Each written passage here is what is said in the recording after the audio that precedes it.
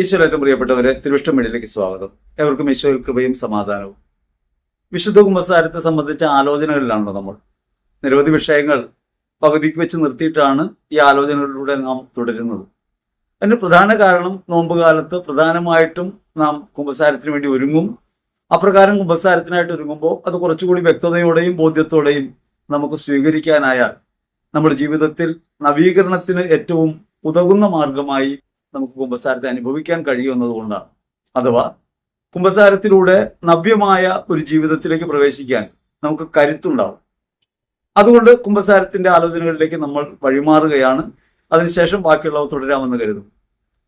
കുമ്പസാരത്തെ സംബന്ധിച്ച് പറയുമ്പോൾ നമ്മൾ മുൻപേ കണ്ടു, അവിടെ ഒരു പാപബോധം ഉണ്ടാകണം. ക്രിസ്തുവുമായുള്ള അകലം തിരിച്ചറിയണം. ക്രിസ്തുവുമായുള്ള അകലം തിരിച്ചറിയുകയും ക്രിസ്തുവുമായുള്ള അകലം പരിഹരിക്കാനായി അനുതാപത്തിലൂടെ മുൻപേറുകയും ചെയ്യണം. നമ്മളൊരു കാര്യം മനസ്സിലാക്കേണ്ടത്, നമുക്ക് എപ്പോഴും അകലങ്ങളാണ് അനുഭവം കൂടുതൽ നൽകുക. അകലങ്ങൾ ഉണ്ടാകുമ്പോഴാണ്. ഇല്ലായ്മയാണ് ഒരു ഉള്ളായ്മയെ പ്രകാശിപ്പിക്കുക. ക്രിസ്തു സാന്നിധ്യം ജീവിതത്തിൽ അനുഭവപ്പെടുന്നില്ല, അല്ലെങ്കിൽ ക്രിസ്തുവിലുള്ള ജീവിതം അനുഭവതരമാകുന്നില്ല, അതിന് തടസ്സങ്ങൾ ഉണ്ടാകുന്നു എന്ന് കരുതുമ്പോഴാണ് നാം എന്ത് ജീവിതമാണ് ആരംഭിച്ചതെന്നും അവിടേക്ക് മടങ്ങിപ്പോകേണ്ടതുണ്ടെന്നും ഒരു ബോധ്യം ഉണ്ടാകുക. ധൂർത്തപുത്രന്റെ ഉപമയിൽ ലൂക്കാസ് വിശേഷത്തിൽ 15-ാം അധ്യായത്തിൽ നമ്മൾ കാണുമല്ലോ, അവിടെ സുബോധം ഉണ്ടാവും. ഈ സുബോധം ഉണ്ടാകലാണ് യഥാർത്ഥത്തിൽ പാപബോധം. ക്രിസ്തുവുമായുള്ള അകലം മനസ്സിലാക്കാൻ പറ്റുക. യേശുവിൽ നിന്ന് എത്രമാത്രം അന്തരമുണ്ട് നമ്മുടെ ജീവിതത്തിന്. ക്രിസ്തുവിലാണ് നമ്മുടെ ജീവിതം തുടരുന്നത്. ആ ക്രിസ്തുവിലേക്കാണ് നമ്മൾ എടുത്തു വയ്ക്കപ്പെട്ടത്. ക്രിസ്തുവിൽ ജീവിക്കുമ്പോൾ ക്രിസ്തു വിരുദ്ധരായി നമ്മൾ എത്രത്തോളം മാറുന്നുണ്ട് എന്ന് തിരിച്ചറിയാൻ കഴിഞ്ഞാൽ ഉള്ളിലൊരു വേദന ഉണ്ടാവും, ഒരു നൊമ്പരം ഉണ്ടാവും, ഒരകലം അനുഭവപ്പെടും. ഈ അകലം അനുഭവപ്പെടുമ്പോഴാണ് അകത്ത് തീ കത്തുക. പരിശുദ്ധാത്മാവ് നമ്മിലുണ്ട്. പരിശുദ്ധാത്മാവ് വിശുദ്ധീകരണത്തിന്റെ അഗ്നിയാണ്. ആ അഗ്നി ജ്വലിക്കാൻ തുടങ്ങുന്നത് ഇക്കാര്യം നമുക്ക് ബോധ്യപ്പെടുമ്പോഴാണ്. നമ്മുടെ മനസ്സിന്റെ നവീകരണം വഴിയാണ് നമുക്കിത് സാധ്യമാവുക. മനസ്സിന്റെ നവീകരണം സംഭവിക്കണമെങ്കിൽ നമ്മൾ ആത്മശോധനയിലൂടെ കടക്കണമെന്ന് പറഞ്ഞു. നമ്മുടെ ജീവിതത്തെ പരിശോധിക്കണമെന്ന് പറഞ്ഞു. ജീവിതത്തിന്റെ ഓരോ നിമിഷത്തെയും നമ്മൾ പരിശോധിക്കാൻ തുടങ്ങുമ്പോൾ നമുക്ക് മനസ്സിലാകും, പലപ്പോഴും ക്രിസ്തു സ്നേഹത്തെക്കുറിച്ച് പറയുകയും ക്രിസ്തു വിരുദ്ധരായി നമ്മൾ ജീവിക്കുകയും ചെയ്യുന്നുണ്ട്. സ്നേഹിക്കണമെന്ന് പറയുമ്പോൾ തന്നെ സ്നേഹിക്കാത്ത വഞ്ചനയുടെ ഒരു ലോകത്ത് നമ്മൾ പെട്ടുപോകുന്നു.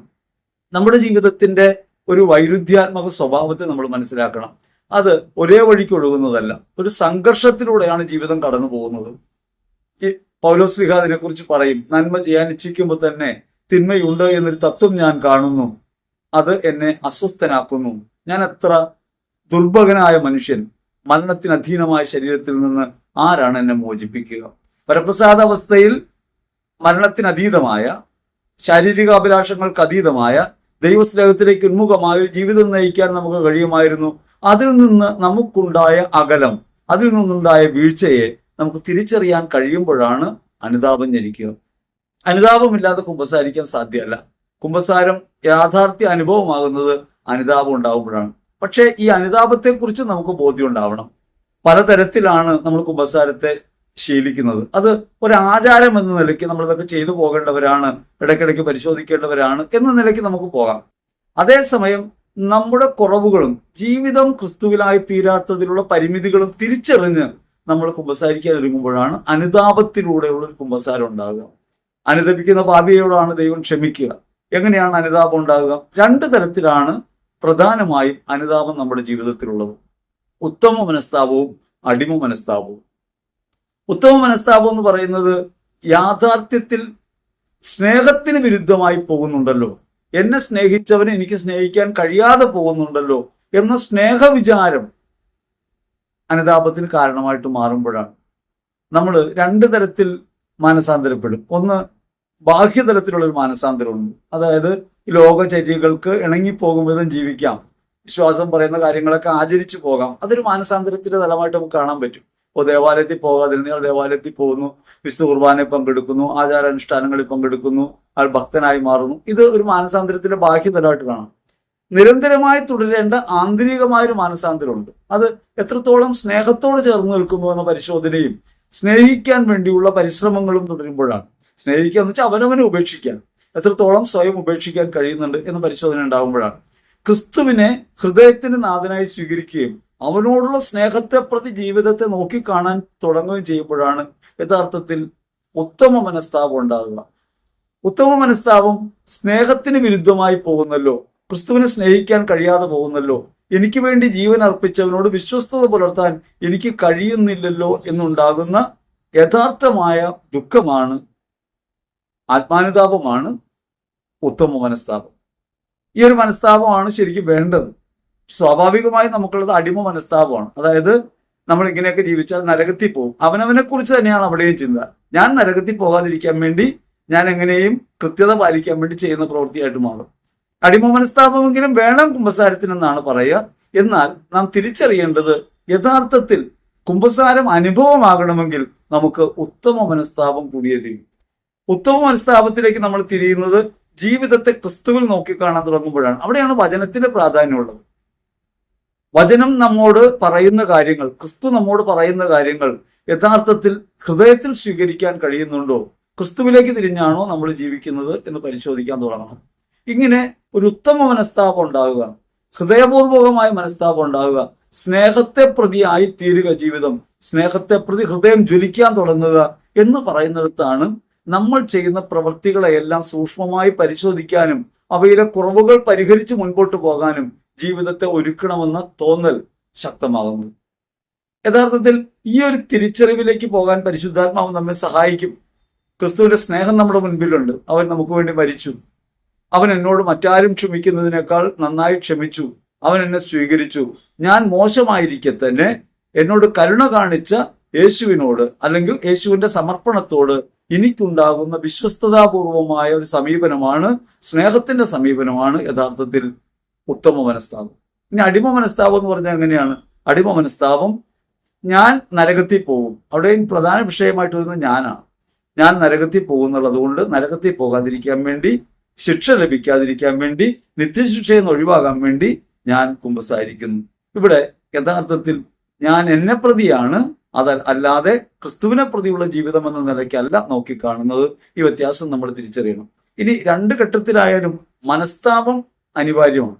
ആദ്യകാലത്തൊക്കെ നമുക്കുണ്ടാകുന്ന മനസ്താപം ഈ പറഞ്ഞ മാതിരി അടിമ മനസ്താപമാണ്, നരകത്തിൽ പോകും. അങ്ങനെയാണല്ലോ നമ്മളെ ചെറുപ്പകാലം തൊട്ട് പഠിപ്പിക്കുന്നത്. ശിക്ഷയെ ഭയന്ന് ജീവിക്കാനാണ്, രക്ഷയെ സ്നേഹിച്ച് ജീവിക്കാനാണ് പഠിപ്പിക്കേണ്ടത്. വിശ്വാസം നമ്മുടെ കുടുംബതലത്തിലൊക്കെ പരിപാലിക്കപ്പെടുന്നത് പലപ്പോഴും ഈ ഭയപ്പെടുത്തുന്ന ഒന്നായിട്ടാണ്. തമ്പായി തല്ലും എന്ന് പറഞ്ഞാണല്ലോ കുട്ടി പഠിപ്പിക്കുക. ഒരു കവിതയിൽ പണ്ട് ഞാനിങ്ങനെ എഴുതിയിട്ടുണ്ട്, അമ്മയെ തമ്പായി തല്ലൂല്ല, അമ്മയെ തമ്പായി അൻപുതാൻ. ദൈവം സ്നേഹമാണ്. ദൈവം നമ്മെ ശിക്ഷിക്കുമെന്ന ബോധ്യമല്ല നമുക്ക് ഉണ്ടാകേണ്ടത്. ദൈവം നമ്മെ സ്നേഹിച്ചു, ദൈവം നമ്മെ സ്നേഹിക്കുന്നു എന്ന ബോധ്യമാണ്. ദൈവം നമ്മെ സ്നേഹിക്കുന്നു എന്ന ബോധ്യം ഉണ്ടാകുമ്പോൾ ഒരു കാര്യം എന്താണെന്നുള്ളത്, നമ്മുടെ ജീവിതം പരിപൂർണതയിൽ അനുഭവപ്പെടും. ദൈവം നമ്മെ സ്നേഹിക്കുന്നു എന്ന് ബോധ്യം ഉണ്ടാകുമ്പോഴാണ് മറ്റു സ്നേഹങ്ങളെ അന്വേഷിക്കാതിരിക്കാൻ തക്കവിധം, മറ്റു സൗഖ്യങ്ങളെ അന്വേഷിക്കാതിരിക്കാൻ തക്കവിധം ഹൃദയം ഫുൾഫില്ലാകുന്നത്, സമ്പൂർണതയിലാകുന്നത്.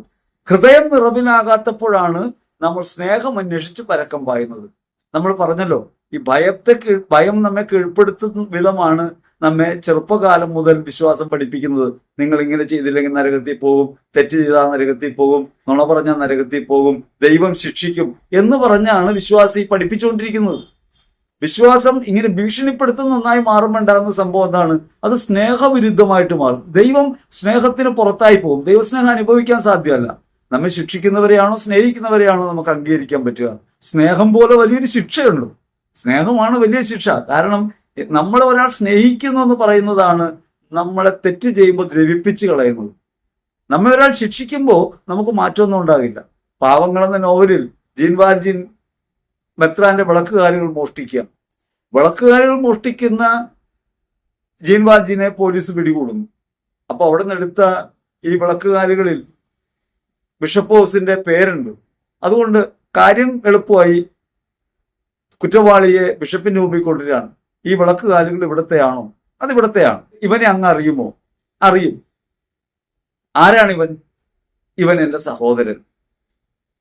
യഥാർത്ഥത്തിൽ ബിഷപ്പ് ഒറ്റവാക്കി പറഞ്ഞത് ഇവിടത്തെയാണ്. ഇന്നലെ ഇവൻ വന്ന് കിടന്നതാണ്, ഇവൻ പോകാൻ നേരത്ത് കൊണ്ടുപോയതാണെന്നാണ് പറയേണ്ടത്. പക്ഷേ ജീൻവാജിനോട് ബിഷപ്പ് ചോദിക്കുന്നത്, നീ എന്തുകൊണ്ടാണ് ബാക്കിയുള്ളവ കൊണ്ടുപോകാതിരുന്നത്? ബാക്കിയുള്ളവ നിനക്ക് വേണ്ടിയുള്ളതായിരുന്നല്ലോ. ജീവിതത്തിൽ ഒരു റൊട്ടിക്കഷ്ണം മോഷ്ടിച്ചതിന് തുടങ്ങുന്ന ശിക്ഷാകാലത്തിന്റെ ഭീകരത ജീവിതത്തെ ഗ്രസിച്ചു കളഞ്ഞ ഒരു ഹൃദയമാണ് ജീൻ വാൽജിൻ്റെത്. ജീൻ വാൽജിൻ കുറ്റവാളിയാക്കപ്പെടുന്നത് സഹോദരി പുത്രിക്ക് വേണ്ടി ഒരു റൊട്ടിക്കഷ്ണം മോഷ്ടിക്കുന്നതിൽ നിന്ന്.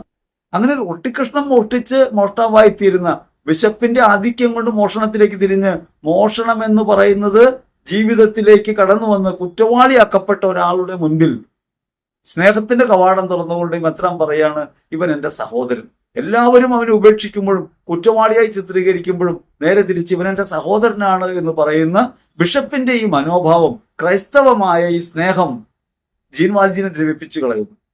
അതുകൊണ്ട് അയാൾക്ക് പഴയ വഴിയെ തുടരാൻ സാധ്യമല്ല, കുറ്റവാളിയുടെ വഴിയിലെ പിന്നെ തുടരാൻ സാധ്യമല്ല.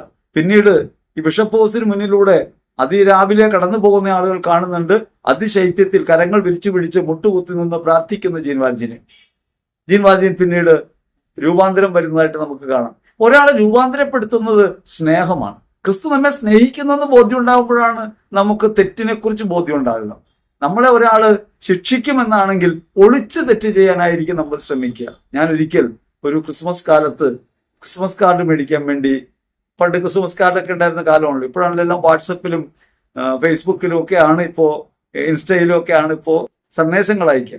നേരത്തെ കാർഡുകളാണ് അയക്കുക. അപ്പൊ കുട്ടികൾക്ക് സ്കൂളിൽ കൊടുക്കാൻ വേണ്ടി ചെറിയ പൈസയുടെ കാർഡുകൾ കുറെ എണ്ണം വേണം. അതിനുവേണ്ടി കൂട്ടുകാർക്ക് കൊടുക്കാൻ വേണ്ടി കാർഡ് വാങ്ങിക്കാൻ വേണ്ടി ഞാൻ കടയിൽ പോയതാണ്. അങ്ങനെ ഞാൻ കടയിൽ പോയി കാർഡുകൾ വാങ്ങിക്കാൻ നിൽക്കുമ്പോൾ ഒരു കൊച്ചുകുട്ടി അവിടെ വന്നൊരു കാർഡ് മോഷ്ടിക്കുന്നത് ഞാൻ കണ്ടു. കാർഡ് മോഷ്ടിക്കുന്നത് കണ്ടപ്പോ ഞാൻ പതുക്കെ അവന്റെ കയ്യിലൊന്ന് തൊട്ടു. അവന് കാര്യം മനസ്സിലായി, എനിക്ക് കാര്യം മനസ്സിലായെന്നും അവനും മനസ്സിലായി. അത് കഴിഞ്ഞ് ഞാൻ വന്ന കടയിൽ പൈസ കൊടുത്ത് കാർഡൊക്കെ വാങ്ങിച്ച് തിരിച്ചു പോന്നു. തിരിച്ച് ഞാൻ വഴിയിലെത്തിയപ്പോ ഉള്ളിൽ നിന്നൊരു സ്വരം എന്നോട് ചോദിച്ചു, നീ ഒരുവനെ കള്ളനാക്കിയില്ലേ?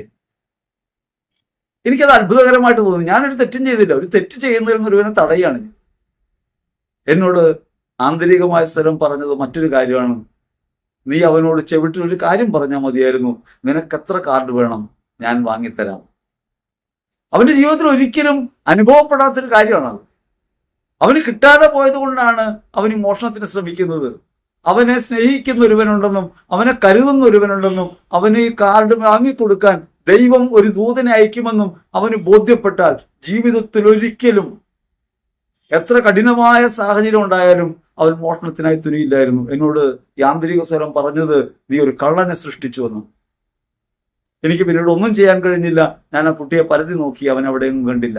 നമ്മൾ മനസ്സിലാക്കേണ്ട ഒരു കാര്യം, ഒരാൾ ശിക്ഷിക്കപ്പെടുമെന്നും ഒരാളുടെ നേരെ ദൈവം ശിക്ഷകനായിട്ടാണ് ഇരിക്കുന്നതെന്നും ബോധ്യം ഉണ്ടാകുന്ന സമയത്ത് അയാൾ നിശ്ചയമായും ഒളിവിൽ, മറവിൽ ഈ തെറ്റ് ചെയ്യാൻ തുടരുകയാണ് ചെയ്യുക, ഒരിക്കലും തിരികെ വരികയല്ല. അപ്പൊ അതുകൊണ്ട് കുഞ്ഞുനാളെ മുതൽ കുഞ്ഞുങ്ങളെ പഠിപ്പിച്ചുകൊണ്ടിരിക്കുന്ന വിശ്വാസികളെല്ലാം പഠിപ്പിച്ചുകൊണ്ടിരിക്കുന്നത് ദൈവം ശിക്ഷിക്കുമെന്നാണ്. ദൈവം ശിക്ഷിക്കുമെന്നല്ല പഠിപ്പിക്കേണ്ടത്. അതൊരു പഴയ നിയമ ആശയമാണ്. ദൈവം ശിക്ഷകനാണ്, അടി കൊടുക്കുന്നവനാണ്, രോഗം വരുത്തുന്നവനാണ്, തകർച്ച വരുത്തുന്നവനാണ്. ദൈവം നിന്റെ ജീവിതത്തിൽ ഇടപെടുന്നത് നിന്നെ നശിപ്പിക്കാൻ വേണ്ടിയാണ്. നിന്റെ തെറ്റുകൾക്ക് കാർക്കശ്യത്തോടെ, ഞാൻ ഈ കഴിഞ്ഞിടയ്ക്ക് ഒരു സംഭാഷണത്തിൽ കാർക്കശ്യം ഇല്ലാത്ത ആളാണ് ക്രിസ്തു എന്ന് പറഞ്ഞപ്പോ ഉടനെ തന്നെ അതിനെതിരെ വിമർശനം വന്നു. ദൈവം കാർക്കശ്യമുള്ളവനാണ്, കുർബാനയെ സംബന്ധിച്ചെങ്കിലും കാർക്കശ്യമുള്ളവനാണെന്ന് പറഞ്ഞു. ഞാൻ പറയുന്നു, ദൈവം കാർക്കശ്യമില്ലാത്തവനാണ്, അല്പം പോലും കാർക്കശ്യമില്ലാത്തവനാണ്. ദൈവം പരമസ്നേഹമാണ്. ദൈവത്തിന്റെ സ്നേഹത്തിലേക്ക് നമുക്ക് തിരിയാതെ ഒരിക്കലും മറ്റുള്ളവനെ സ്നേഹിക്കാൻ കഴിയില്ല. ദൈവം നമ്മെ സ്നേഹിക്കുന്നുവെന്ന അനുഭവത്തിൽ നിന്നല്ലാതെ ഊഷ്മളമായ ഹൃദയത്തെ നമ്മുടെ ഹൃദയത്തോട് ചേർത്ത് വെക്കാതെ ഒരിക്കലും നമുക്ക് മറ്റുള്ളവനെ സ്നേഹിക്കാൻ കഴിയില്ല. മറ്റുള്ളവരെ തെറ്റ് ക്ഷമിക്കാൻ കഴിയില്ല, കുറവുകൾ ക്ഷമിക്കാൻ കഴിയില്ല. അവരനെ ക്ഷമിച്ച് സഹിച്ച് സ്വീകരിച്ച് അവരനെ ദൈവരാജ്യത്തിൽ എത്തിക്കുക എന്ന കടമ നിറവേറ്റുകയാണ് ക്രൈസ്തവ ധർമ്മം.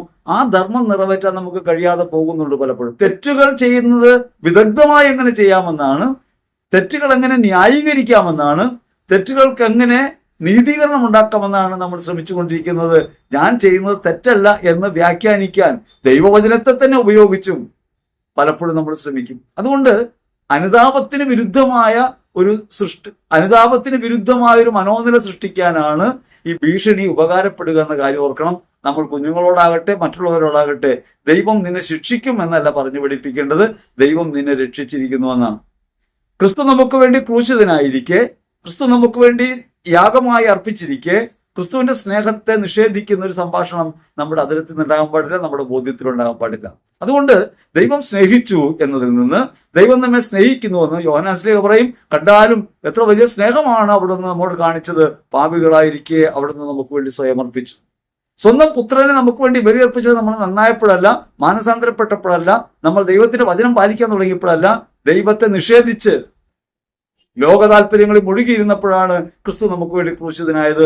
നമ്മെ വീണ്ടെടുക്കുകയാണ് പാപത്തിന്റെ ചെവിക്കൂടിൽ നിന്ന്. ഈ ഒരു ബോധ്യം നമുക്ക് ഉണ്ടാവണം. അതുകൊണ്ട് എന്റെ കുറവുകൾ അംഗീകരിച്ച് സ്വീകരിക്കുകയും സ്നേഹിക്കുകയും ചെയ്ത ഒരുവനോടുള്ള ഹൃദയപരമായ സ്നേഹമാണ് ഓർക്കേണ്ടത്. അതുകൊണ്ട് കുമ്പസാരിക്കുന്നതിന് മനസാക്ഷിയൊക്കെ വിശുദ്ധീകരിച്ചു കഴിഞ്ഞാൽ ആദ്യം പ്രാർത്ഥിക്കേണ്ട ഒരു കാര്യം, ദൈവമേ നീ എന്നെ സ്നേഹിക്കുന്നുവല്ലോ എന്നാണ്. നമുക്ക് പല ഘട്ടങ്ങളിൽ അത് കാണാൻ പറ്റും. ഈ ലോകം തള്ളിയ സമയത്ത് എന്നെ സംബന്ധിച്ചൊരു പുഴുത്ത പട്ടിയെ പോലെ ഈ ലോകം, ബന്ധുക്കൾ, സ്വന്തങ്ങളൊക്കെ എന്നെ തള്ളിക്കളഞ്ഞ നേരത്ത് ഹൃദയത്തിൽ സ്നേഹം കൊണ്ട് എന്നെ നിറച്ച് വീണ്ടെടുത്ത ഒരാളെ കുറിച്ചാണ് ഞാൻ പറയുന്നത്. ക്രിസ്തുവിന്റെ സ്നേഹം എന്നെ ദ്രവിപ്പിച്ചു കളഞ്ഞു. ഞാൻ മാനസാന്തരപ്പെട്ടത് എനിക്ക് സ്നേഹിക്കാൻ കഴിഞ്ഞില്ലല്ലോ എന്ന് വിചാരിച്ചിട്ടാണ്, അല്ലാതെ നരകത്തിൽ പോകുന്നു പേടിച്ചിട്ടല്ല. ഈ നരകത്തിൽ പോകുന്നു പറഞ്ഞ് പേടിപ്പിക്കുമ്പോൾ പ്രശ്നം എന്താണെന്ന് വെച്ചാൽ, നരകം എന്നതൊരു സ്ഥലമല്ലല്ലോ. വസ്തുനിഷ്ഠമായ യാഥാർത്ഥ്യത്തെ ചിന്തിച്ചെടുക്കാവുന്ന ഒരു സ്ഥലമല്ല നരകം. അത് ആത്മനിഷ്ഠമായൊരു കാര്യമാണ്, അല്ലെങ്കിൽ അമൂർത്തമായൊരു കാര്യമാണ്, ഒരവസ്ഥയാണ്. അവസ്ഥ അനുഭവിക്കാനേ കഴിയും. യഥാർത്ഥത്തിൽ ഭൂമിയിൽ ദൈവത്തെ നിഷേധിച്ച്, അല്ലെങ്കിൽ ദൈവസ്നേഹം അനുഭവിക്കാതെ, ദൈവത്തെ നിഷേധിച്ചെന്നല്ല, ദൈവസ്നേഹം അനുഭവിക്കാതെ ജീവിക്കുന്ന ഓരോ നിമിഷവും നരകമല്ലേ. ദുരിതപൂർണമായ ലോകം, എതിർക്കുന്ന ബന്ധുമിത്രാദികൾ, കേൾക്കുന്ന അപമാനങ്ങൾ, ശാരീരികമായും മാനസികമായും നേരിടുന്ന വെല്ലുവിളികൾ, ദുരിതപൂർണമായ ലോകം. ഈ ദുരിതപൂർണമായ ലോകത്ത് ഒരാൾ അകപ്പെട്ടു പോകുന്നത് അയാളെ യഥാർത്ഥത്തിൽ സ്നേഹിച്ച ഒരുവനോടുള്ള പ്രതിസ്നേഹമായി ജീവിതം അർപ്പിക്കാൻ കഴിയാതെ പോകുമ്പോഴാണ്. കടുത്ത രോഗാവസ്ഥയിലും വേദനയിലും എല്ലാം തകർന്നൊരവസ്ഥയിലായിരിക്കുമ്പോഴും ഞാൻ തിരിച്ചറിഞ്ഞൊരു കാര്യം, എന്റെ കുറവുകളെയും അയോഗ്യതകളെയും എന്റെ പോരായ്മകളെയും ഗൗനിക്കാതെ എന്നെ സ്നേഹിച്ച ഒരുവൻ. അതുകൊണ്ടാണ് വിശുദ്ധ പൗലോസ് പറയുന്നത്, എന്നെ സ്നേഹിച്ചവൻ മുഖാന്തിരം ഇവയിലെല്ലാം ഞാൻ വിജയം വരിക്കുന്നു. മരണമോ പട്ടിണിയോ നഗ്നതയോ വാളോ ആപത്തോ എന്ത് വേണമെങ്കിലും വന്നുകൊള്ളട്ടെ എന്ന് റോമർ ലേഖനത്തിൽ 8-ാം അധ്യായത്തിൽ 35 മുതലുള്ള തിരുവചനങ്ങളിൽ ശ്ലീഹ പറയുന്നത്, തന്റെ ജീവിതത്തിൽ താൻ ക്രിസ്തുവിനെതിരായപ്പോഴും തന്നെ സ്നേഹിക്കുന്ന ഒരുവനായി അവനെ കാണാൻ കഴിഞ്ഞു എന്നുള്ളതാണ്. ഞാൻ ദൈവമില്ലെന്ന് പറഞ്ഞപ്പോഴും, എന്റെ ഇഷ്ടങ്ങളിൽ തടങ്ങിയപ്പോഴും, ഞാൻ തന്നെ നിയമമായി മാറിയപ്പോഴും, ഞാൻ തന്നെയാണ് ദൈവമെന്ന് സ്വയം അഹങ്കരിച്ച് ജീവിച്ചപ്പോഴും കൈവിടാതെ, അവനെ ഞാൻ തള്ളിയിട്ടും എന്നെ തള്ളാതെ അവൻ എന്നെ സ്നേഹിച്ചു എന്നതാണ് എന്റെ ജീവിതത്തിന്റെ ഏകാന്ത നിമിഷങ്ങളിൽ ക്രിസ്തു എനിക്ക് അനുഭവമാക്കി തന്നത്. ആ അനുഭവമാണ് എന്നെ വീണ്ടെടുത്തത്. ഞാൻ ധ്യാനം കൂടിയിട്ടല്ല എന്ന് പലപ്പോഴും ഞാൻ പറഞ്ഞിട്ടുണ്ട്. ധ്യാനം കൂടിയല്ല മാനസാന്തരം. മാനസാന്തരം ഈ ഒരു ചിന്തയെന്നാണ്. ക്രിസ്തു എന്നെ സ്നേഹിക്കുന്നു, എനിക്ക് സ്നേഹിക്കാൻ കഴിയുന്നില്ലല്ലോ. ക്രിസ്തു എന്നെ സ്നേഹിച്ചതുപോലെ എനിക്ക് സ്നേഹിക്കാൻ കഴിയുന്നില്ല. ക്രിസ്തു എന്നെ സ്നേഹിച്ചതുപോലെ ലോകത്തെ സ്നേഹിക്കാൻ എനിക്ക് കഴിയുന്നില്ല. ക്രിസ്തുവിന്റെ സ്നേഹത്തിൽ ഞാൻ ശൂന്യനായി പോകുന്നു, ഒന്നുമില്ലാത്തവനായി പോകുന്നു, പരമദരിദ്രനായി പോകുന്നു. ക്രിസ്തുവിന്റെ സന്നിധിയിൽ എളിമയോടെ ഹൃദയാനുതാപത്തോടെ നിൽക്കാൻ കഴിഞ്ഞത് ഈ ഒരു ചിന്ത കൊണ്ട് മാത്രമാണ്. ഭാവിയിലുള്ള ഒരു സ്വർഗനരകത്തെ കുറിച്ചുള്ള ചിന്തയൊന്നുമല്ല എന്നെ ഭരിച്ചത്. അവൻ എന്നെ സ്നേഹിച്ചു, തിരിച്ച് സ്നേഹിക്കാൻ കഴിയുന്നില്ല. അങ്ങനെ സജീവ യാഥാർത്ഥ്യമായ ഒരു സ്നേഹത്തെ നിർലോഭമായി, നിഷ്കാമമായി, ഒരു പരിധിയുമില്ലാതെ അപരിമേയമായി നമ്മെ സ്നേഹിക്കുന്ന, പരിമിതിയില്ലാതെ, ഒരു ഉപാധിയുമില്ലാതെ നമ്മെ സ്നേഹിക്കുന്ന ക്രിസ്തുവിനെ സ്നേഹിക്കാൻ കഴിയുമ്പോഴാണ് നമ്മുടെ ജീവിതത്തിന്റെ ബലഹീന നിമിഷങ്ങളെ പോലും മറികടന്ന് ക്രിസ്തുവിലേക്ക് ഗാഢമായി ചേർന്ന് നിൽക്കാൻ നമുക്ക് ശക്തി നൽകുക. ഇങ്ങനെ ഒരു ധാരണ നമ്മുടെ ഹൃദയത്തിനകത്ത് ഉണ്ടാകുമ്പോഴാണ് നമ്മുടെ ജീവിതത്തെ ക്രിസ്തുവിന്റെ പ്രകാശത്തിൽ നമുക്ക് പരിശോധിക്കാൻ പറ്റുക. അപ്പോഴാണ് പരിശുദ്ധാത്മാവിന്റെ പ്രവർത്തനം നമുക്കറിയാൻ പറ്റുക. അവനോടുള്ള സ്നേഹത്തിൽ എത്രത്തോളം അകന്നു പോകുന്നു. ക്രിസ്തു എന്നെ സ്നേഹിച്ചത് സ്വന്തം ജീവൻ അർപ്പിച്ചിട്ടാണ്. പകരം ഒരു ജീവിതം അർപ്പിക്കാൻ പോലും എനിക്ക് കഴിയുന്നില്ലല്ലോ. ഒരു പുരോഹിതനായതിനെ സംബന്ധിച്ച കാര്യങ്ങൾ എന്നോട് പങ്കുവച്ചപ്പോൾ പറഞ്ഞു, ഡിഗ്രി പഠിക്കുന്നത് വരെ പുരോഹിതനാകാൻ താല്പര്യമൊന്നുമില്ലായിരുന്നു. ആദ്യമൊക്കെ ചെറിയ താല്പര്യങ്ങളൊക്കെ ഉണ്ടായിരുന്നാണ്, പിന്നെ അതൊക്കെ മറന്ന് ഡിഗ്രിയൊക്കെ പഠിച്ച് 2 ആൺമക്കളാണ്, അങ്ങനെയൊക്കെ പോകുന്നൊരു സമയത്ത് അദ്ദേഹത്തിന്റെ ഒരു കസിൻ ബ്രദറിന് രോഗാവസ്ഥ ഉണ്ടായി. ഹൃദയ സംബന്ധമായ രോഗം. ആശുപത്രി കിടക്കുകയാണ്. ആശുപത്രി കിടക്കുന്ന സമയത്ത് അദ്ദേഹം ഈ രോഗിയെ കാണാൻ ചെന്നു. കൂടെ കളിച്ചും ചിരിച്ചും സന്തോഷിച്ചൊക്കെ നടന്നിരുന്ന കസിൻ ബ്രദർ മരണം നേരിടുന്ന ഒരു അവസ്ഥയിൽ വളരെ ദയനീയമായ സ്ഥിതി കിടക്കുന്നു. കണ്ടിട്ട് പോലും വേദന തോന്നുന്ന രീതി കിടക്കുന്നു. അങ്ങനെ കണ്ട് തിരിച്ചു വന്നിട്ട് അദ്ദേഹത്തിന് അടുത്തുള്ള കുരിശുപള്ളിയിൽ പോയി വൈകിട്ട് മെഴുകുതിരി കത്തിച്ചൊരു പ്രാർത്ഥന പ്രാർത്ഥിച്ചു. ആ പ്രാർത്ഥന ഇങ്ങനെയാണ്: അദ്ദേഹത്തിന് പകരം എന്റെ ജീവൻ തരാമെന്ന് പറയാനുള്ള ശക്തിയൊന്നും എനിക്കില്ല. ഇത്ര നിർവ്യാജമാണെന്ന് ഓർക്കണം. അദ്ദേഹത്തിന് പകരം എന്റെ ജീവൻ പകരം തരാം എന്ന് പറയാനുള്ള ബലം എനിക്കില്ല. പകരം എന്റെ ജീവിതം ഞാൻ തരും. എന്റെ ജീവിതം ഒരാൾക്ക് പകരം സ്വന്തം ജീവിതം കൊടുക്കാമെന്ന് പറയുന്ന ആ നിലപാടുണ്ടാകുമ്പോൾ ഹൃദയം ക്രിസ്തുവിന്റെ സ്നേഹം കൊണ്ട് നിറയുകയും ക്രിസ്തു സ്നേഹത്താൽ ജ്വലിക്കപ്പെടുകയും ചെയ്യും. ആ സ്നേഹത്തിന്റെ ജ്വലനമാണ് അദ്ദേഹത്തെ പുരോഹിതനാക്കി മാറ്റിയത്. എല്ലാവരെയും ദൈവം വിളിക്കുന്നത് ഓരോ സാഹചര്യങ്ങളിലൂടെ ആയിരിക്കും. എന്നെയും നിങ്ങളെയും ദൈവം വിളിച്ചത് ഈ സ്നേഹാനുഭവം നൽകാൻ വേണ്ടിയാണ്. ജീവിതത്തിൽ നിരവധിയായ സഹനങ്ങളുടെയും വേദനകളുടെയും കഷ്ടതകളുടെയും ഒക്കെ സന്ദർഭങ്ങൾ ഉണ്ടായത് ഈ സ്നേഹത്താൽ നിറയ്ക്കാനാണ്. ഈ സ്നേഹം രുചിച്ചറിഞ്ഞാൽ പിന്നെ കഷ്ടതയല്ല, സഹനം സഹനമല്ല, അതിനു മേലെ ജീവിക്കാൻ നമുക്ക് കഴിയും. അങ്ങനെ ലോകതാൽപര്യങ്ങളെ സ്നേഹം കൊണ്ട് മറികടക്കാൻ കഴിയുന്ന ദൈവസ്നേഹത്തിന്റെ അഗ്നി ഹൃദയത്തിൽ ജ്വലിക്കുമ്പോഴാണ് യഥാർത്ഥ അനുതാപം. അപ്പോഴാണ് നമുക്ക് മനസ്സിലാകുക ഈ സ്നേഹവുമായിട്ട് രമ്യപ്പെടാൻ കഴിയാത്ത രീതിയിലുള്ള നിരവധിയായ കുറവുകൾ, അകലങ്ങൾ നമ്മിൽ തന്നെയുണ്ട്. ഞാൻ എന്നെ പരിഗണിക്കുന്നു, എന്നെ ആരെങ്കിലും കുറ്റം പറഞ്ഞ് ഇഷ്ടപ്പെടുന്നില്ല, ഞാനാണ് പ്രധാനമെന്നാണ് എനിക്ക് തോന്നുന്നത്. അങ്ങനെ ഞാനാണ് പ്രധാനമെങ്കിൽ നിശ്ചയമായും ക്രിസ്തു എനിക്ക് അർത്ഥവത്തല്ല, ക്രിസ്തു എനിക്ക് അന്യമായി പോകും. അങ്ങനെ വരുമ്പോഴാണ്, ആ ബോധ്യം ഉണ്ടാകുമ്പോഴാണ് യഥാർത്ഥ അനുതാപം. അതുകൊണ്ട് പ്രാർത്ഥനയുടെ പ്രഥമ ഭാഗത്ത് നമ്മൾ കാണേണ്ടത്, മനസ്താപത്തെക്കുറിച്ച് ചിന്തിക്കുമ്പോൾ അതിനു മുമ്പ് കാണേണ്ടത് ക്രിസ്തു എന്നെ സ്നേഹിക്കുന്നു എന്ന കാര്യത്തിലേക്ക് തിരിഞ്ഞു നോക്കാൻ പറ്റണം. നിങ്ങളുടെ ജീവിതത്തിലെ നിരവധി സാഹചര്യങ്ങളിൽ, ജീവിതത്തിലെ കഷ്ടതകളിൽ, ഞെരുക്കങ്ങളിൽ, അപമാനങ്ങളിൽ, വേദനകളിൽ, നിങ്ങൾ ആരും അറിയാതെ ഹൃദയത്തിനകത്ത് അനുഭവിച്ച മിങ്ങലിന്റെ ഓരോ നിമിഷത്തിലും ക്രിസ്തു നിങ്ങളെ സ്നേഹിക്കുന്നു. നിങ്ങളുടെ കുറവ് പരിഗണിക്കാതെ, നിങ്ങളെ കുറ്റപ്പെടുത്താതെ, നിങ്ങളുടെ പോരായ്മയെക്കുറിച്ച് പറയാതെ അവനൊന്നു മാത്രമേ പറയാനുള്ളൂ: ഞാൻ ക്ഷമിച്ചിരിക്കുന്നു, ഞാൻ സ്നേഹിക്കുന്നു. അങ്ങനെ പറയുന്ന ഒരാളെ ജീവിതത്തിൽ കണ്ടുമുട്ടിയാൽ മറികടന്നു പോകാൻ നമുക്കാവും. നമ്മൾ ആലോചിക്കേണ്ട ഒരു കാര്യം, ദൈവമുണ്ടോ ഇല്ലയോ എന്ന തർക്കങ്ങളൊക്കെ ഈ ലോകത്ത് നിലനിൽക്കുമ്പോൾ നമ്മൾ മനസ്സിലാക്കേണ്ട കാര്യം, സ്നേഹം എന്ന് പറയുന്ന പരമയാഥാർത്ഥ്യമായി ക്രിസ്തുവിനെ ഒരാൾ തിരിച്ചറിഞ്ഞാൽ അയാൾക്ക് ദൈവത്തെ നിഷേധിക്കാൻ സാധ്യമല്ല. എന്തുകൊണ്ടാണ് ദൈവനിഷേധകൾ ഉണ്ടാകുന്നത് ചോദിച്ചാൽ, ദൈവത്തെ നമ്മളാണ് അടയാളപ്പെടുത്തുന്നത്, ദൈവത്തെ നമ്മളാണ് അനുഭവപ്പെടുത്തുന്നത്. നമ്മൾ പറയുകയും അനുഭവപ്പെടുത്തുകയും ചെയ്യുന്ന ദൈവം ഈ പറഞ്ഞ സ്നേഹത്തിന്റെ പരിപൂർണതയല്ല, നമ്മുടെ പരിമിതികളെല്ലാം ഉൾക്കൊള്ളുന്നതാണ്. അങ്ങനെ നമ്മൾ പഠിപ്പിച്ച ദൈവം ദൈവമേ അല്ല, വ്യാജമാണ്, സത്യമല്ല. സത്യമെന്ന് പറയുന്ന പരമാർത്ഥത്തെ, ക്രിസ്തുവാകുന്ന യാഥാർത്ഥ്യത്തെ ജീവിതത്തിൽ അവതരിപ്പിക്കാൻ നമുക്ക് കഴിയുന്നില്ല, കാരണം നമ്മൾ പരിമിതിയുള്ളതാണ്. അതുകൊണ്ടാണ് ഓരോ കുമ്പസാരവും പ്രാധാന്യം അർഹിക്കുന്നതാണെന്ന് പറയുന്നത്. ക്രിസ്തുവിനെ ലോകത്ത് വെളിപ്പെടുത്താൻ വിളിക്കപ്പെട്ട നമുക്ക് ക്രിസ്തുവിനെ വെളിപ്പെടുത്താൻ കഴിയാത്ത വിധം ലോകവുമായുള്ള രമ്യതയിലൂടെ രൂപപ്പെട്ട വഞ്ചന നിറഞ്ഞ ആസക്തികളാൽ കലുഷിതനായ ഒരു പഴയ മനുഷ്യനെ ഒഴിഞ്ഞു മാറ്റാൻ നമുക്ക് കഴിയുമെങ്കിൽ മാത്രമേ നമുക്ക് ക്രിസ്തുവിനെ വെളിപ്പെടുത്താൻ പറ്റൂ. അപ്പൊ അതുകൊണ്ട് വളരെ ഗൗരവമായിട്ടാണ് നമ്മൾ കാണേണ്ടത്, ക്രിസ്തു നമ്മളെ സ്നേഹിക്കുന്നു. നിങ്ങൾ ഏതവസ്ഥയിലാകട്ടെ, പാപാവസ്ഥയിലും രോഗാവസ്ഥയിലും തകർച്ചയിലും ആർക്കും വേണ്ടാത്തവനായിട്ടും എല്ലാവരെയും ദ്രോഹിക്കുന്നവനായിട്ടും കുറ്റവും കുറവുകളും മാത്രമുള്ളവനായിട്ടുമാണ് ലോകം നിങ്ങളെ കാണുന്നതെന്നിരിക്കട്ടെ. ലോകം എങ്ങനെയും കാണട്ടെ, ക്രിസ്തു നിങ്ങളെ എങ്ങനെ കാണുന്നു, ക്രിസ്തു നിങ്ങളെ എങ്ങനെ സ്വീകരിക്കുന്നു, ക്രിസ്തു നിങ്ങളിൽ എങ്ങനെ പ്രവർത്തിക്കുന്നു. അങ്ങനെ വരുമ്പോഴാണ്, ക്രിസ്തു സ്നേഹത്തിൽ ഉറയ്ക്കുമ്പോഴാണ് ഉത്തമ മനസ്താപത്തിലേക്ക് നമുക്ക് പോകാൻ പറ്റുക. അവിടെ ഈശോയെ സ്നേഹിക്കാൻ കഴിയുന്നില്ല എന്നുള്ളത് വേദനാകരമായ ഒരു കാര്യമായിട്ട് മാറും. അവൻ എന്നെ സ്നേഹിക്കുന്നത് പോലെ, അവൻ എന്നെ സ്നേഹിച്ചതുപോലെ, അവൻ എനിക്ക് വേണ്ടി സ്വയം അർപ്പിച്ചതുപോലെ, അവൻ എനിക്ക് ഭക്ഷണമായി മാറിയതുപോലെ എനിക്ക് ആകാൻ കഴിയുന്നില്ലല്ലോ. ഈ ബോധം ഹൃദയത്തിൽ ഉണ്ടാകുന്നതിന്റെ പേരാണ് ഉത്തമ മനസ്താപം. അവിടെ നിന്ന് വേണം നമുക്ക് ജീവിത പ്രവൃത്തികളെ പരിശോധിക്കാൻ. അത് ക്രമമായിട്ട് വേണം. ക്രമമായിട്ട് വേണമെന്ന് വെച്ചാൽ നിരന്തരം നമ്മൾ പരിശോധിച്ചുകൊണ്ടേ ഇരുന്നാൽ മാത്രമേ ക്രമമായിട്ട് പരിശോധിക്കാൻ പറ്റൂ. നമ്മൾ പല കാര്യങ്ങളും തഴക്കമായിട്ട് മാറിയിട്ടുണ്ടാകാം, ജീവിത ശൈലിയായി മാറിയിട്ടുണ്ടാകാം. ആ ജീവിത ശൈലികൾ യഥാർത്ഥത്തിൽ പാപത്തെ മൂടി വയ്ക്കുകയും അതൊരു സാധാരണത്വമാക്കി അനുഭവപ്പെടുത്തുകയും ചെയ്യും. അവിടെ അനുദപിക്കാൻ നമുക്ക് തോന്നില്ല. അതുകൊണ്ട് ആദ്യം സ്നേഹത്തിൽ ഉറയ്ക്കുക. ഇനി അടിമ മനസ്താപത്തെക്കുറിച്ച് നമ്മൾ ആലോചിക്കും. അത് ഭയത്തിൽ നിന്ന് ജനിക്കുന്നതാണല്ലോ. നാം നരകത്തിൽ പോകുന്ന പേടിച്ചിട്ടാണ്. അപ്പൊ നരകം യാഥാർത്ഥ്യം അല്ലെന്നൊരു ചിന്ത ഉണ്ടായ പരിപാടി തീർന്നു. സ്വർഗവും നരകവും ഒക്കെ പറയുന്നുണ്ട്, ആർക്കറിയാം എന്ന് പറഞ്ഞാൽ പരിപാടി തീർന്നു. ഈ ഭീഷണി ശരിക്കും വിശ്വാസരാഹിത്യം ഉണ്ടാക്കുക. ഭീഷണിയിലൂടെ വരുന്ന എന്താ, നിങ്ങൾ ശിക്ഷിക്കപ്പെടും എന്ന് പറയുമ്പോൾ നമ്മൾ യുക്തി കൊണ്ട് അതിനെ മറികടക്കാൻ നോക്കും. യുക്തി കൊണ്ട് മറികടക്കാൻ നോക്കുമ്പോൾ അത് അവബോധപരമല്ലാത്ത ഒന്നായിട്ട് മാറും. അവബോധപരമായ അപരിമയമായ അനുഭവത്തിന് പകരം നമ്മൾ വസ്തുനിഷ്ഠമായ യാഥാർത്ഥ്യത്തെ അനുഭവമായി തെറ്റിദ്ധരിക്കും. വസ്തുനിഷ്ഠമായ യാഥാർത്ഥ്യത്തിനകത്ത് പ്രകാശിക്കുന്ന ദൈവത്തെ തിരിച്ചറിയണമെങ്കിൽ അവബോധപരമായി ഉൾക്കാഴ്ച നമുക്ക് ഉണ്ടാവണം. അതുണ്ടാവാതെ നമ്മൾ വസ്തുനിഷ്ഠതയിലേക്ക് മാത്രം തിരിയും. അവിടെ സ്വർഗ നരകങ്ങളില്ല, ലോകമാണ് പരമപ്രധാനം, ഇന്നാണ് പരമപ്രധാനം, നീയാണ് പരമപ്രധാനം എന്നിങ്ങനെ ലോകതത്വങ്ങൾ വന്ന് കുമിഞ്ഞുകൂടും.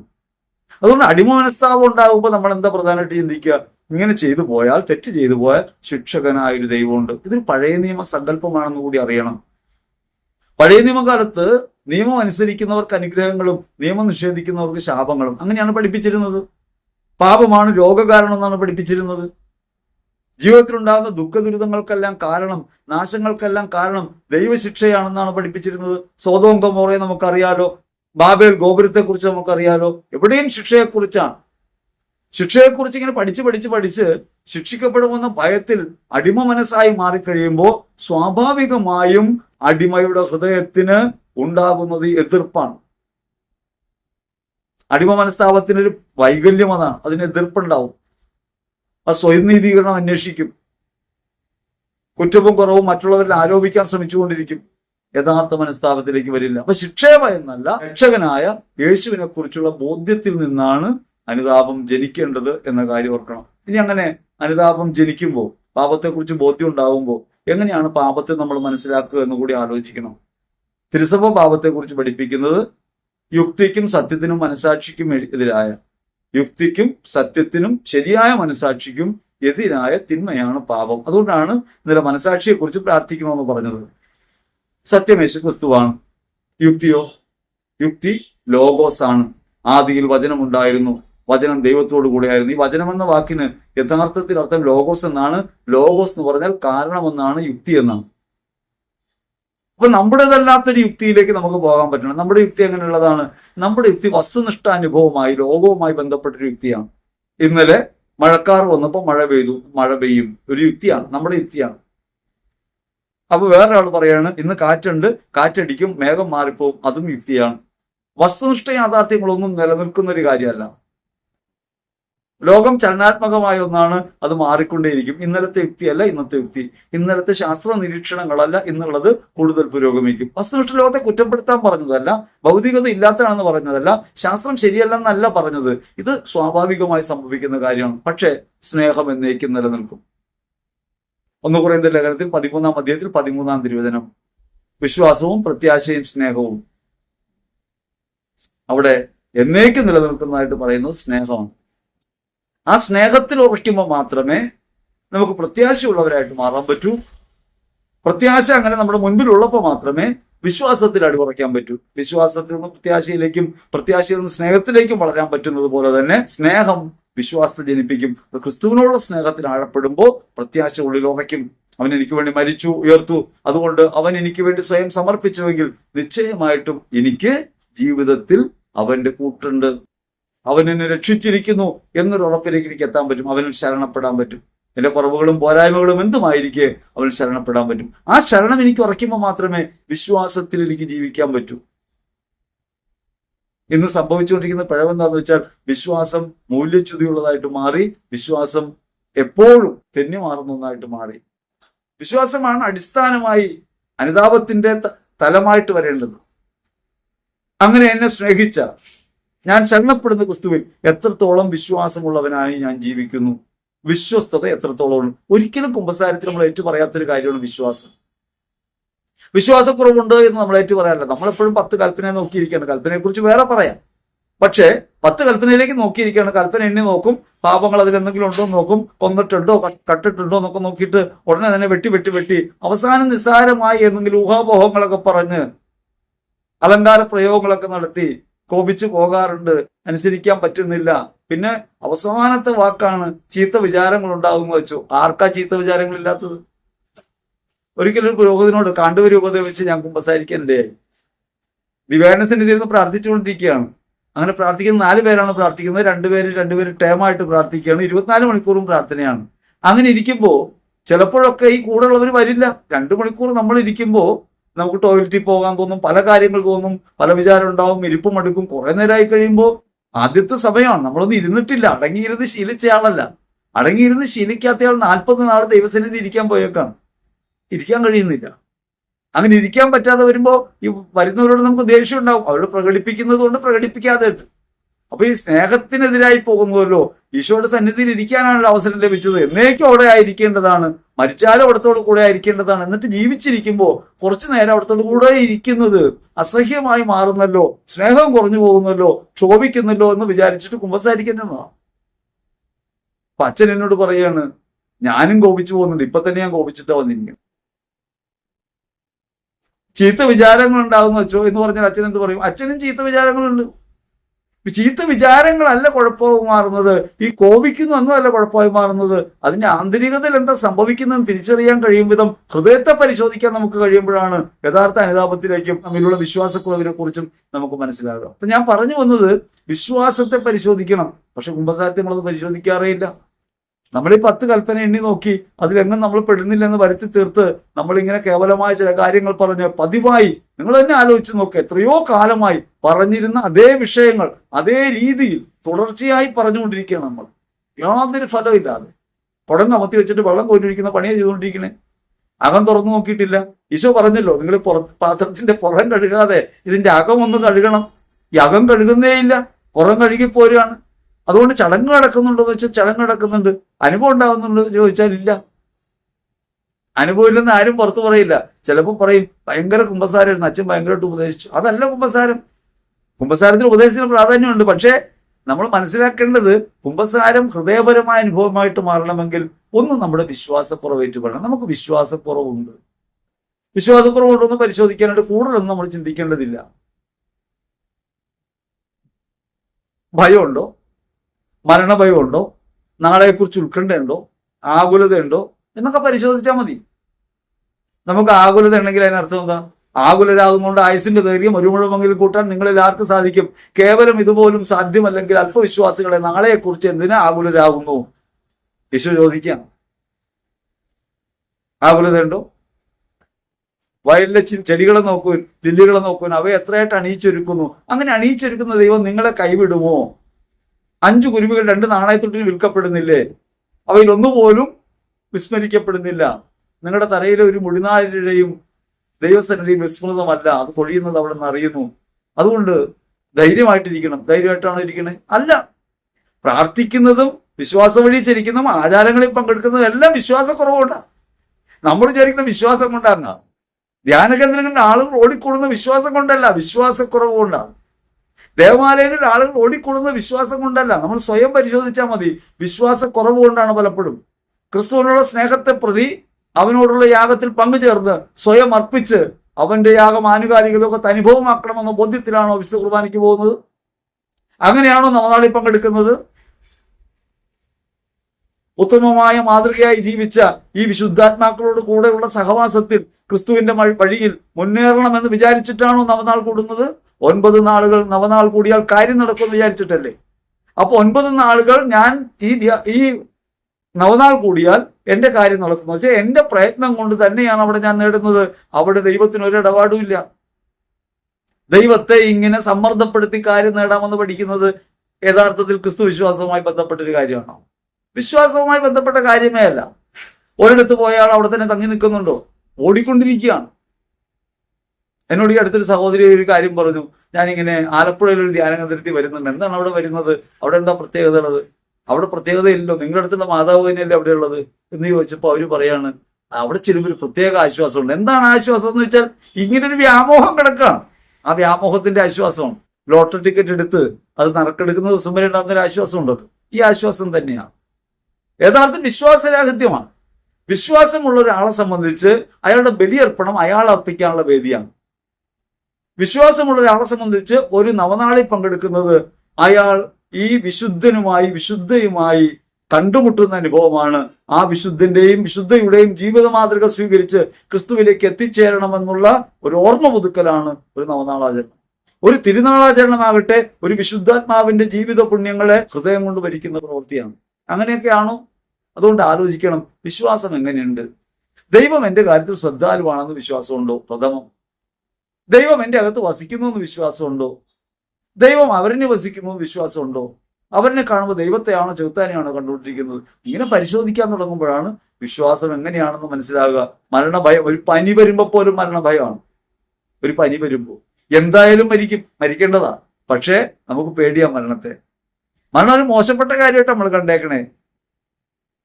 പണ്ട് എൻ്റെ 4 വയസ്സുള്ള മകൻ, കുട്ടിയായിരിക്കുന്ന സമയത്ത് 4 വയസ്സുള്ള മകൻ എന്നോട് ചോദിച്ചൊരു ചോദ്യമുള്ളൂ, മരിക്കാതെ സ്വർഗത്തിൽ പോകാൻ പറ്റൂലല്ലേ? അത്ര വലിയ യുക്തിവിചാരം നോക്കിയേ. മരിക്കാതെ സ്വർഗത്തിൽ പോകാൻ പറ്റൂലല്ലേ? മരിക്കാതെ സ്വർഗത്തിൽ പോകാൻ പറ്റില്ല. മരണം അനിവാര്യമാണ്. മരണം ഒരു വാതിലാണ്. അത് ഒരു രൂപാന്തരപ്പെടലാണ്, നഷ്ടമാകലല്ല. നമ്മെ സംബന്ധിച്ച് നഷ്ടമാകലാണ്. മരിച്ചു പോകുന്ന പേടി നമുക്കുള്ളത്. മരിച്ചു പോകുന്ന പേടി ഉണ്ടാകുമ്പോഴാണ് ലോകത്തോട് കോംപ്രമൈസ് ചെയ്യുന്നത്. ഇന്നെന്ന് പറഞ്ഞൊരു ദിവസമേ ഉള്ളൂ.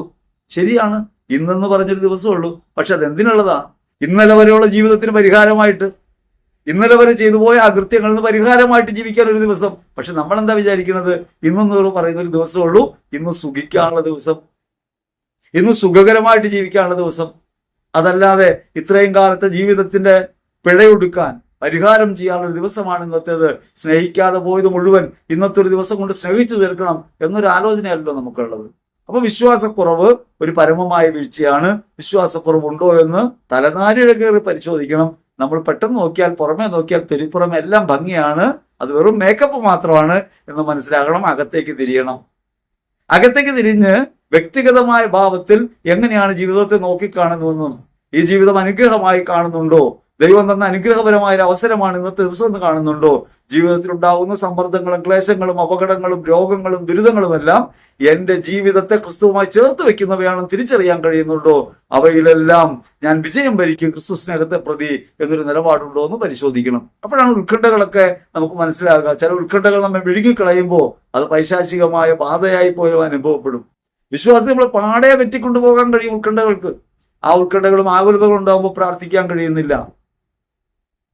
അപ്പോൾ നമ്മൾ തിരിച്ചറിയണം, നമ്മൾ പരിശോധിക്കണം. അതുകൊണ്ട് ഉത്തമ മനസ്താപമാണ് ഉണ്ടാകേണ്ടത്, സ്നേഹത്തെക്കുറിച്ചാണ് ഉണ്ടാകേണ്ടത്.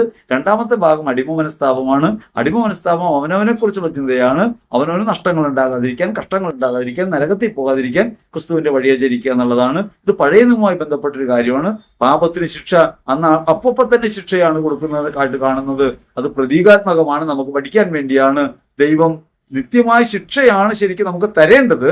പക്ഷേ ക്രിസ്തുവിൽ നാം വീണ്ടെടുക്കപ്പെട്ടു, അവന്റെ രക്തം നമ്മെ വിമോചിപ്പിച്ചു, അവൻ നമ്മെ സ്നേഹിക്കുന്നു. ആ സ്നേഹം മുഖാന്തിരം നമുക്ക് രക്ഷയുണ്ട്. ആ രക്ഷയും സ്നേഹവും ഹൃദയത്തിൽ ഉറപ്പിച്ച് പ്രത്യാശയോടെ വിശ്വാസം വഴി ചരിക്കാൻ നമുക്ക് കഴിയുന്നുണ്ടോ എന്ന പരിശോധന കുമ്പസാരത്തിന് മുൻപായിട്ട് ആവശ്യമുണ്ട്. ഇത് വളരെ നീണ്ടുപോകുന്നു എന്നതിൽ ഖേദമുണ്ട്. ഇന്നലെയും ഒരു സഹോദരി പറഞ്ഞു, നീണ്ട പ്രഭാഷണമായി പോകുമ്പോൾ അതിൽ പലതും വിട്ടുപോകുന്നു. എനിക്കും താല്പര്യമുണ്ട് ചെറുത് പറയാൻ, പക്ഷെ ഇത് പറഞ്ഞു പോകുമ്പോൾ ഇങ്ങനെ നീണ്ടുപോകുന്നു. അത് നിങ്ങൾ ദയവായിട്ട് ക്ഷമിക്കുക. എന്നിട്ട് 2 or 3 വട്ടം സംഭാഷണം കേൾക്കാൻ നോക്കുക. എവിടെയെങ്കിലുമൊക്കെ നമ്മുടെ ജീവിതത്തിൽ ആവശ്യമായവ അതിനകത്തുണ്ടാകും. അവയെ വ്യക്തിപരമായി സ്വീകരിക്കുകയും ആത്മാനുതാപത്തിലേക്ക് തിരികെയും ചെയ്യുക. യഥാർത്ഥ അനുതാപം സ്നേഹം കൊണ്ടുള്ള അനുതാപമാണ്. യഥാർത്ഥ അനുതാപം സ്നേഹത്തിന്റെ ചൂടാണെന്ന് പറയാം, പരിശുദ്ധാത്മാവിന്റെ ചൂടാണ്. അപ്പോഴാണ് നമുക്ക് നമ്മുടെ ജീവിതത്തെ പരിവർത്തിപ്പിക്കാൻ പറ്റുക. അടിമ മനസ്താപം നമുക്ക് മാറ്റം ഉണ്ടാക്കില്ല. നമ്മൾ ചെയ്തു പോയ തെറ്റിനെ കുറിച്ച് ഓർത്ത് വിഷമിച്ചേക്കാം, മാറ്റം ഉണ്ടാക്കില്ല. ഉത്തമ മനസ്താപം നമ്മളെ മാറ്റിത്തീർക്കും. ഉത്തമ മനസ്താപമാണ് ആവശ്യം. ആ മനസ്താപത്തിലേക്ക് തിരിയാൻ പരിശുദ്ധാത്മാവെ ഞങ്ങളെ ബലപ്പെടുത്തണമെന്ന് പ്രാർത്ഥിക്കാം. നിങ്ങൾ പരമാവധി പേർക്ക് ഈ സന്ദേശങ്ങൾ അയച്ചു കൊടുക്കുകയും ഈ ശുശ്രൂഷയിൽ ഭാഗഭാക്കാകുകയും ചെയ്യണം. കൂടുതൽ ആളുകൾ ഇത് കാണാൻ തുടങ്ങണം. പരിമിതമായ ആളുകളാണ് കാണുന്നത്. കാണുന്നവർ തന്നെ മുഴുവൻ കാണുന്നില്ല. നമുക്കത് മനസ്സിലാകുന്നത് പരിശോധിക്കുമ്പോൾ. 3 മിനിറ്റൊക്കെ കണ്ടിട്ട് ഒഴിവാക്കിക്കളയും. പറയുന്നതിന്റെ അരുചി കൊണ്ടാണെങ്കിൽ അത് പറയാം, ശൈലി ശരിയല്ലെങ്കിൽ അത് പറയാം. പറയുമ്പോൾ നിങ്ങൾക്ക് ബുദ്ധിമുട്ടുണ്ടാകുന്ന രീതിയിൽ, മനസ്സിലാക്കാൻ പറ്റാത്ത രീതിയിൽ ഭാഷയാകുന്നുവെങ്കിൽ പരമാവധി ലളിതമായ ഭാഷയിൽ പറയാനുമാണ് ശ്രമിക്കുന്നത്. പക്ഷെ എനിക്ക് കുറവുണ്ടാവും. ആ കുറവ് വെച്ച് നിങ്ങൾക്ക് അത് ബോധ്യപ്പെടുന്നുണ്ടാകില്ല. നിങ്ങൾക്ക് ബോധ്യപ്പെടുന്ന രീതിയിൽ പറയണമെന്നാണ് എൻ്റെ ആഗ്രഹം. എല്ലാവർക്കും മനസ്സിലാകുമ്പോഴാണ് ഒരു സംഭാഷണം നന്നായി തീരുക. അതുകൊണ്ട് പരമാവധി പേർ കേൾക്കുകയും അഭിപ്രായം പറയുകയും ചെയ്യുക, മറ്റുള്ളവർക്ക് പകർന്നു കൊടുക്കുക. നിങ്ങളുടെ ജീവിതത്തിൽ സ്വീകരിക്കാവുന്നവ സ്വീകരിച്ചുകൊണ്ടും ക്രിസ്തുസ്നേഹത്തിൽ ആഴപ്പെട്ടുകൊണ്ടും മുൻപോട്ട് പോകാൻ ദൈവാത്മാവിന്റെ നിരന്തരമായ അഭിഷേകവും കൃപയും നിങ്ങളോട് കൂടെ ഉണ്ടാകട്ടെ എന്ന് ഹൃദയപൂർവ്വം പ്രാർത്ഥിക്കുന്നു. ദൈവം നിങ്ങൾ അനുഗ്രഹിക്കട്ടെ. ആമേൻ.